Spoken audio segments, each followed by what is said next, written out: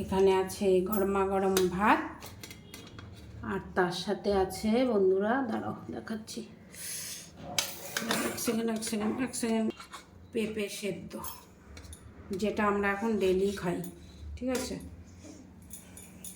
কাঁচকলা সেদ্ধ, শুকলাটাও খাবে যতটা পারবে, আমি একটু নেব, আর আলু সেদ্ধ, আর এখানে দেবো হচ্ছে লঙ্কা, এখানে দেবো ঘি। এখানে আছে আজকে আম ডাল, যেটা আমি প্রেশার কুকারে বানিয়েছি। এই আমগুলো গলতে চায় না, এই জন্য প্রেশার কুকারে দিয়ে দিয়েছি, কিন্তু আমার তো মনে হচ্ছে জম্মের টক হবে, কি যাওয়া হবে, তাই খাবো। তো দিয়ে দিলাম বেশ করে একটু ঘি আদিত্যকে, আর ঘি খাওয়া ভালো, ডেলি ঘি খেতে বলছে চোখের জন্য, তোমরাও খাও, আমরাও খাই। ঠিক আছে, চলো আজকে দুপুরের মেনু হচ্ছে এই।